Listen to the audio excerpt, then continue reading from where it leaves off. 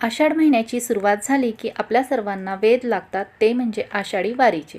आज आपण आषाढी एकादशी स्पेशल उपवासाचे पौष्टिक दाणेदार अगदी तोंडात टाकताच विरघळणारे गुळ शेंगदाणा लाडू बनवणार आहोत। रेसिपी तुमच्याबरोबर नेहमीप्रमाणेच भरपूर टिप्स शेअर केलेली आहे, त्यासाठी ही रेसिपी शेवटपर्यंत जरूर पहा। रेसिपी आवडल्यास चॅनेलला लाईक, शेअर, सबस्क्राईब, कमेंट करा।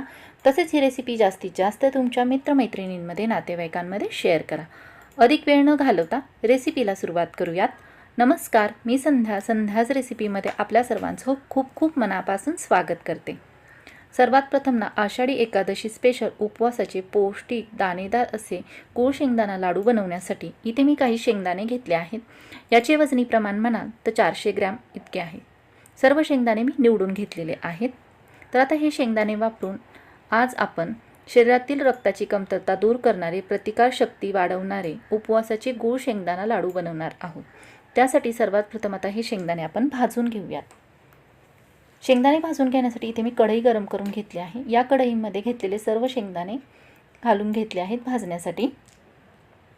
तर आता गॅसच्या मीडियम फ्लेमवरती एकसारखे सतत असे मिक्स करत हे शेंगदाणे मी छान असे भाजून घेत आहे। सतत असे मिक्स करत हे शेंगदाणे भाजून घेतल्यामुळे छान असे चारही बाजूने एकसारखे भाजले जातात। गॅसच्या फुल फ्लेमवरती शेंगदाणे भाजले ना ते पटकन असे भाजले जातात, परंतु आतमधून कच्चेच राहतात। कच्चे शेंगदाणे खाल्ल्यामुळे त्यापासून आपल्याला त्रास होऊ शकतो।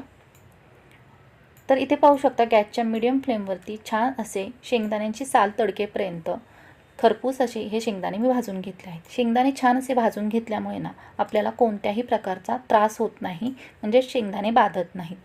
तर इथे शेंगदाणे आपले छान असे भाजून तयार आहेत। आता हे सर्व शेंगदाणे जे आहेत ना ते थंड करून घेऊयात। त्यासाठी इथे मी गॅस बंद केलेला आहे। शेंगदाणे इथे मी थंड करून घेतले आहेत। थंड करून घेतल्यानंतर याची साल वरची काढून घेतली आहे। साल काढून घेतल्यामुळे याचे 2 भाग तयार झाले आहेत, म्हणजेच इथे शेंगदाण्याची पाकळी तयार झालेली आहे। आता हे सर्व शेंगदाणे जे आहेत ना ते मिक्सरमध्ये आपण बारीक रवाळ असे वाटून घेऊयात, म्हणजेच बारीक करून घेऊयात। त्यासाठी काही शेंगदाणे मिक्सरच्या पॉटमध्ये ॲड केले आहेत। तर इथे पाहू शकता शेंगदाणे जे आहेत ना मी छान असे मिक्सरमध्ये बारीक रवाळ वाटून घेतलेले आहेत। अशाच प्रकारे थोडे थोडे करत सर्व शेंगदाणे मी वाटून घेतलेले आहेत मिक्सरमध्ये। तुम्हाला हवं असेल तुम्ही हे खलबत्त्यामध्येही कुटून घेऊ शकता। तर शेंगदाणे बारीक करत असताना एकदम जास्त बारीक करायचे नाही, तर लाडू तयार केल्यानंतर खाताना टाळ्याला चिकटले जातात। अशा प्रकारे छान असे रवाळ वाटून घ्यायचे मिक्सरमध्ये। तर आता हे सर्व बारीक तयार करून घेतलेला शेंगदाण्याचा कूट जो आहे ना तो आपल्याला वाटीने मोजून घ्यायचा आहे, म्हणजे लाडू तयार करण्यासाठी आपल्याला गूळ किती लागणार आहे ना ते समजेल। तर इथे हे सर्व मिश्रण जे आहे ना ते एकूण 3 वाट्या इतके आहे। त्यासाठी इथे मी 2 वाट्या गूळ घेतलेला आहे।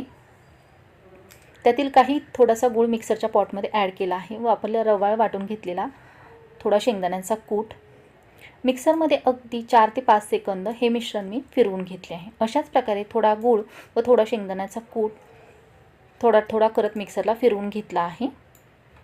तर हे मिश्रण जास्त असे फिरवायचे नाही, अगदी 4 ते 5 सेकंद फिरवून घ्यायचे। तर अशा प्रकारे लाडू बनवण्यासाठीचे सर्व मिश्रण मी मिक्सरमध्ये परत एकदा फिरवून घेतलेले आहे। आता यामध्ये ॲड करत आहे विलायची पावडर 1 चमचा। यामुळे लाडूला एक छान अशी चव तयार होते। ॲड केलेली विलायची पावडर आता इथे मी या सर्व मिश्रणामध्ये व्यवस्थित अशी मिक्स करून घेत आहे।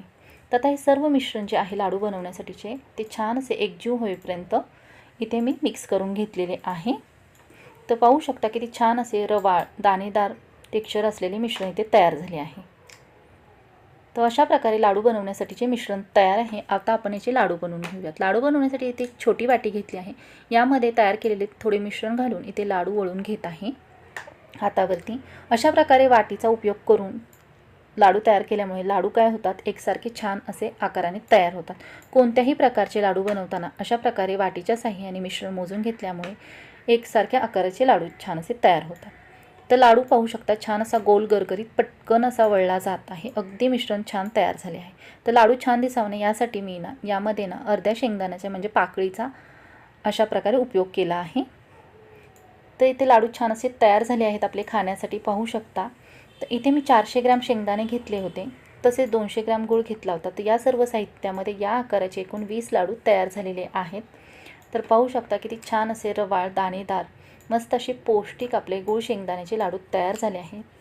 तर हे उपवासाव्यतिरिक्तही दररोज तुम्ही खाऊ शकता. छान असे पौष्टिक असतात. यामुळे प्रतिकारशक्ती वाढते, शरीरातील रक्ताची कमतरता दूर होते. तर आता आतमधूनही पाहू शकता लाडू किती छान असा रवाळ तयार झालेला आहे. रेसिपीसाठी लागणाऱ्या सर्व साहित्यांची यादी डिस्क्रिप्शन बॉक्समध्ये दिलेली आहे. तिथे जाऊन तुम्ही चेक करू शकता. व्हिडिओ शेवटपर्यंत पाहिल्याबद्दल धन्यवाद. परत भेटूयात अशाच एका नवीन रेसिपीमध्ये.